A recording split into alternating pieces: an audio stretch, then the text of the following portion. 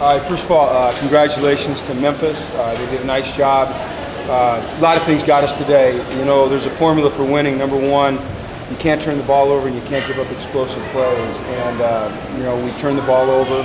We gave up explosive plays in the first half. They caught us in pressure once. We busted one once. We got beat a couple times and we missed a tackle on the first run. And those things, they hurt us. We didn't capitalize on field position well enough in the first half offensively and put the ball in the end zone. So a very disappointing loss. I have no confidence or no doubt that our team will come back strong. They'll find a way to put the disappointment behind them and get back at it and work. So you know, these guys, they work hard. Everyone in that locker room every single day comes to work and tries to do the very best job that they can to have a positive result. And today we didn't get it. But we know the reasons. We talked about the reasons right there. And you know, it's going to take every single one of us to correct it, and we will continue to work very hard on that. So that's what I would say. Okay? Is that it? No questions? No questions? All right, thank you. Okay. Good and bad. You know, he made some really good plays, and then, you know, obviously, you know, he'd love to have the turnovers back. You know, and, he has to learn to be a little bit more careful with the ball. You know, one of the things about a guy like Josh Rosen is they don't ever like to concede a play.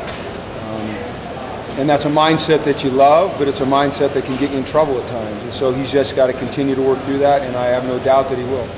Did you guys throw in a little bit more 3-4 defensively in this one? We played almost exclusively, really 5-2. You know, as everyone knows, we were limited personnel-wise on defense, and so we played most of the game with 5 down, 2 linebackers, and 4 defensive backs. We played Jalen and Keyshawn as 3-4 outside linebackers, essentially. Chris Barnes and Lil Kenny inside, and then Josh when we got him back in the second half. And then Rick Wade played some in there as well as an outside linebacker. So you could call it a 3-4 or a 5-2, whatever. It's an odd front is what it is. So besides that first run where we missed 2 tackles, we were right there and missed the tackles, those guys did a heck of a job playing the run. But it wasn't good enough. Take us through that final drive. We had it, we were moving it. You know, like I talked about, our quarterback just making good decisions with the football, knowing when to throw it away. He tried to throw the ball down the sidelines there, and Theo did all he could to try to eliminate an interception. It ended up being offensive pass interference, so it put us at 1st and 25, which is obviously not a good situation to be when you don't have a timeout and the game's on the line. And then we couldn't dig ourselves out of it. You know, I thought that Jalen Starks made a tremendous play to get it to 4th and 6 or 4th and 7. And then we got to find a way to come up with a make on the 4th down play and continue on, and we didn't get it done today. Do you think Josh was putting more pressure on himself as the game kind of got into a shootout situation? Well, I don't know. I mean, you'd have to ask him that. I think that, you know, he's the ultimate competitor. You know, like I said, I think it's one of the reasons that, you know, at times he tends to, you know, do some of the things with the ball that he does, it because he just refuses to concede a play. And I think, you know, the next step for him in becoming a great quarterback is living for the, you know, getting us to the next down. And that's, for some reason, that's difficult for him to do right now. And like I said, I appreciate that mindset. I'd much rather have a guy that's like that than it's the other way, and coach him out of it. And I know that Jed is working hard on that, and I know Josh takes it very seriously. I'm sure you guys get a chance to talk to him, and I'm sure that he'll be very hard on himself.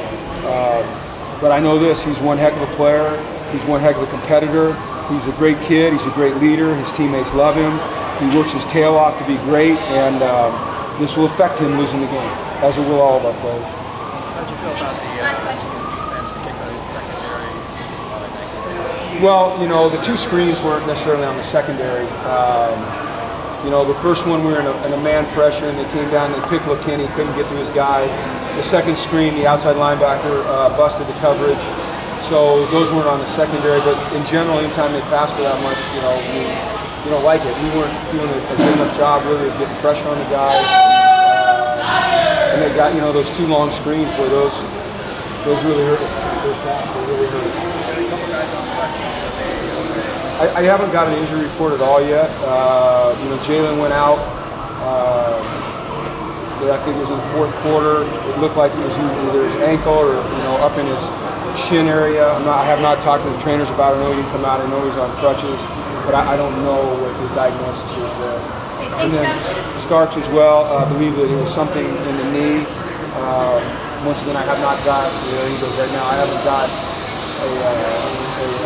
a report on this yet. I usually get that later during the game. Our medical staff does a great job of taking care of those guys, and then I'll get the report when I get it.